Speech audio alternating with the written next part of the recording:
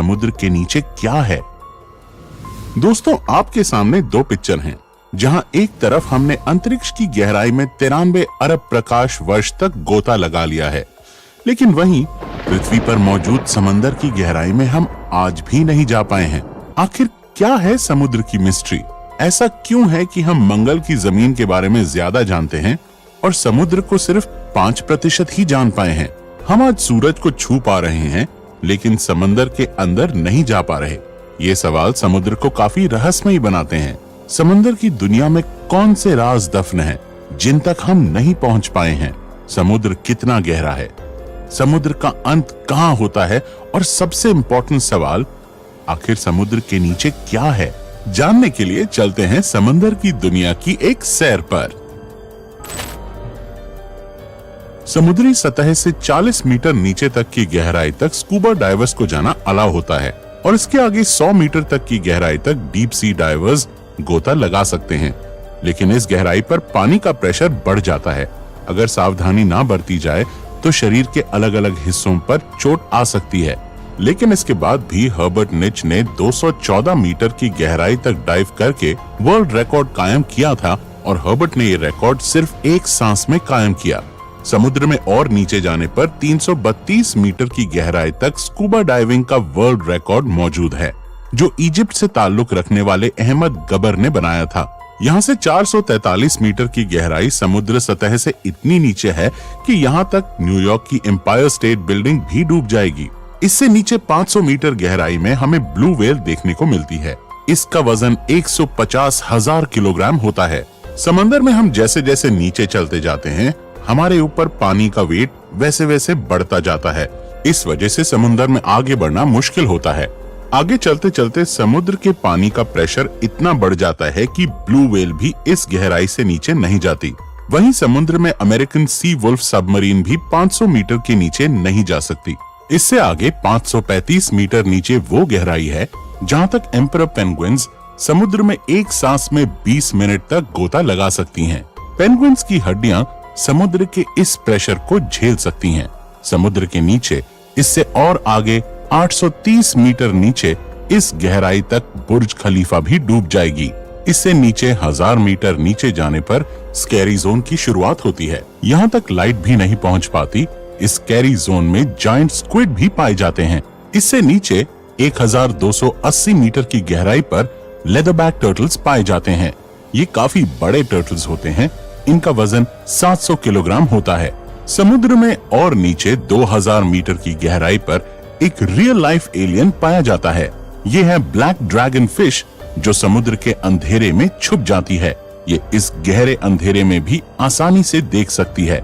इससे नीचे 2250 मीटर की गहराई पर स्पर्म व्हेल पाई जाती है और यहीं पर कोलोसल स्क्विड्स भी पाए जाते हैं।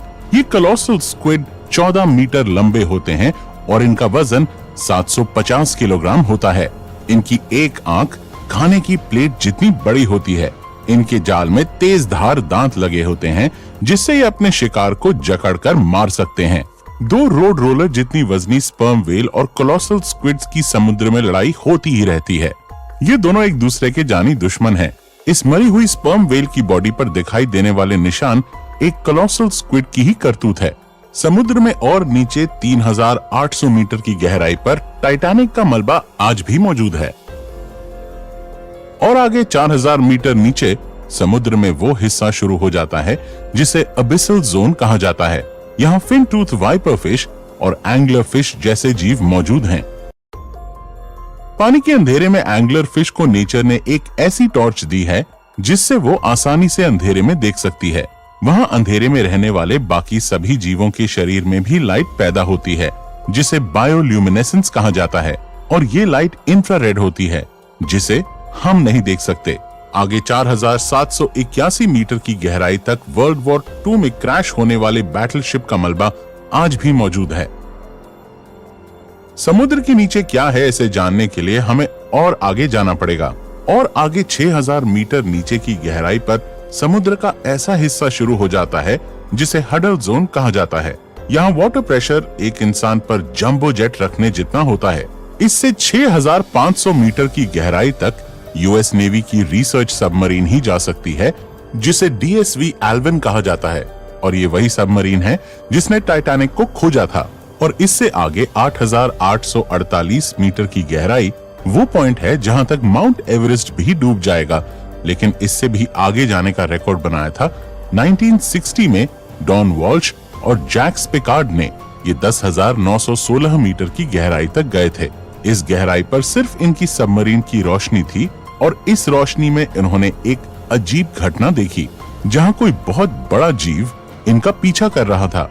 लेकिन यहाँ पानी का प्रेशर इतना ज्यादा था कि इस सबमरीन के एक हिस्से में क्रैक पड़ गया और उन्हें तुरंत ऊपर जाना पड़ा। समुद्र में और नीचे 10,972 मीटर की गहराई उतनी ही होती है जितना एक कमर्शियल प्लेन ऊपर उड़ान भरता है। समुद्र में और आगे 11,000 मीटर की गहराई पर मैरियाना ट्रेंच मौजूद है। ये समुद्र का सबसे डीपेस्ट पॉइंट है। इसे चैलेंजर डीप भी कहा जाता है। ये समुद्र में जानी गई अब तक की सबसे गहरी खाई है, और इससे आगे आज तक कोई नहीं गया। समुद्र की इस गहराई में कई भयानक राज दफन हैं। जब एक बार एक अंडर वाटर टेस्ट व्हीकल को यहाँ पर 11 किलोमीटर नीचे भेजा गया, तो उस व्हीकल को किसी पावरफुल जीव ने काफी मजबूती से पकड़ लिया था, और काफी जोर लगाने पर भी इसे लोग नहीं छुड़ा पाए। पर कुछ देर बाद उस भयानक जीव ने इसे छोड़ दिया।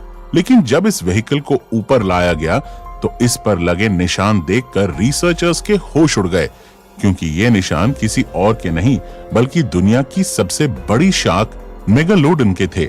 माना जाता है कि समुद्र की गहराइयों में कुछ भयंकर जीव आज भी मौजूद हैं, जिन्हें हम नहीं खोज पाए हैं। उन्हीं में से एक भयानक जीव मेगालोडन शार्क है, जो लाखों साल पहले लुप्त हो गई थी। हो सकता है कि ये शार्क आज भी यहाँ मौजूद हो। समुद्र के नीचे कई तल क्षेत्रों में अनेक जगह एक्टिव वोल्केनोज भी हैं, जिनसे लावा निकलता रहता है। ऐसे गर्म इलाकों में भी कई बार कुछ शार्क्स को देखा गया है, और ये वैज्ञानिकों के लिए भी एक रहस्य है कि लावा उगलने वाले डीप सी वोल्केनोज के पास कुछ शार्क्स कैसे जिंदा रह सकती हैं। हम समुद्र में नीचे मैरियाना ट्रेंच में पहुंच चुके हैं। ये अब तक एक्सप्लोर किया गया समुद्र का सबसे डीपेस्ट पॉइंट है, जिससे आगे तक कोई नहीं जा पाया है। अभी तक हमने समुद्र के 5% हिस्से को ही जाना है, पर एक सवाल अभी तक बना हुआ है कि आखिर समुद्र के नीचे क्या है। अगर आप सोच रहे हैं कि समंदर के नीचे कोई विलुप्त सभ्यता, विलुप्त शहर या सोने चांदी के सिक्के मिल सकते हैं, तो आप गलत हैं। असल में समुद्र के नीचे क्या है, ये जानने के लिए हमें पृथ्वी की संरचना को समझना होगा। पृथ्वी की संरचना में कई लेयर्स हैं, जिसमें सबसे ऊपर की लेयर को क्रस्ट कहा जाता है, जिसमें हम, आप और सभी जीव जंतु रहते हैं। इस लेयर की मोटाई 5 से 10 किलोमीटर है। इसके बाद मैंटल की लेयर शुरू हो जाती है। क्रस्ट की 1 किलोमीटर की गहराई में नेचुरल ऑयल जैसे संसाधन पाए जाते हैं। पृथ्वी के इतिहास में जब एक बार समुद्री जीव खत्म हो गए थे, तो समुद्र की तल क्षेत्र में उनकी डेड बॉडीज लाखों साल तक डिकम्पोज होकर नेचुरल ऑयल में तब्दील हो गई थीं। लेकिन समंदर के नीचे सिर्फ नेचुरल ऑयल है, ऐसा कहना सही नहीं होगा, क्योंकि समुद्र के नीचे कुछ और भी है। आपको ये सोचकर अजीब लगेगा कि समुद्र के नीचे नदियां कैसे हो सकती हैं। समुद्र के नीचे क्या है, इस रहस्य को जानने के लिए वैज्ञानिक काफी समय से रिसर्च कर रहे थे, और वैज्ञानिकों ने मेक्सिको के समुद्र के नीचे एक नदी की खोज की। रिसर्चर्स ने इसका नाम सिनोट एंजेलिटा रखा। ये नदी कई जगह समुद्र के नीचे 115 फीट तक भी बहती है, लेकिन इस नदी का पानी पीने लायक नहीं बल्कि खारा है। इसी नदी की तरह ब्लैक सी के नीचे भी दुनिया की 6ठी सबसे बड़ी नदी मिली थी, जो समुद्र में 100 फीट नीचे बहती है। इस नदी की रफ्तार 6 किलोमीटर प्रति घंटा है। वैज्ञानिकों के अनुसार सालों साल से मौजूद इस पानी को सूरज की रोशनी और समुद्र की लहरों की वजह से गति मिलती है, जिस वजह से ऐसी नदी बहती है। समुद्र के नीचे नदी कैसे बह सकती है, ये जानने के लिए वैज्ञानिक खोज करने लगे, तो पता चला कि समुद्र के नीचे नदी बहने के लिए धरती का घूमना, समुद्र के पानी का घनत्व यानी डेंसिटी और टेम्परेचर जिम्मेदार होता है। समुद्र में सूरज की रोशनी सब जगह अलग अलग टेम्परेचर क्रिएट करती है, और साथ ही पृथ्वी के लगातार रोटेशन की वजह से समुद्री सतह पर छोटी छोटी वाटर करंट्स पैदा होती हैं। जिस वजह से समुद्र के नीचे भी नदी बहने लगती है। समुद्र के नीचे इस तरह पैदा होने वाली सबसे बड़ी नदी को गल्फ स्ट्रीम या गल्फ धारा के नाम से जाना जाता है।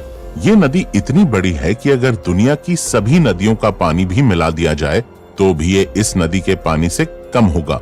इस धारा में घूमने वाले पानी को अंतरिक्ष में मौजूद सैटेलाइट से भी आसानी से देखा जा सकता है। दोस्तों, समुद्र के नीचे क्या है, इसके कुछ रहस्य समुद्र के बाकी 95% हिस्से में दफन हैं। और हम जानते हैं कि हमने अब तक समुद्र के सिर्फ 5% हिस्से को एक्सप्लोर किया है। ऐसे में समंदर की दुनिया हमारे लिए हमेशा रहस्यमयी ही बनी रहेगी। साइंटिस्ट्स के अनुसार समुद्र के नीचे की दुनिया में कई नए विचित्र जीव प्रजाति भी मौजूद हो सकते हैं, जैसे कि जायंट ट्यूब वर्म्स और वैम्पायर स्क्विड। इसके अलावा समुद्र के नीचे कई नए ऑयल रिसोर्सेज, मिनरल्स वगैरह भी मौजूद हो सकते हैं जो हमें इकोनॉमिकली स्ट्रॉन्ग बना सकते हैं। साथ ही समुद्र की दुनिया में हो सकता है कि कुछ प्राचीन सिविलाइजेशंस के सबूत भी मौजूद हों जो अब तक हमारे नोटिस में ही ना आए हों। ऐसे में आपको क्या लगता है कि समुद्र के नीचे बाकी बचे इस 95% हिस्से में क्या हो सकता है? कमेंट्स में हमें जरूर बताइएगा। मैं मिलता हूं आपसे किसी अगले वीडियो में। तब तक keep watching our videos and keep explore.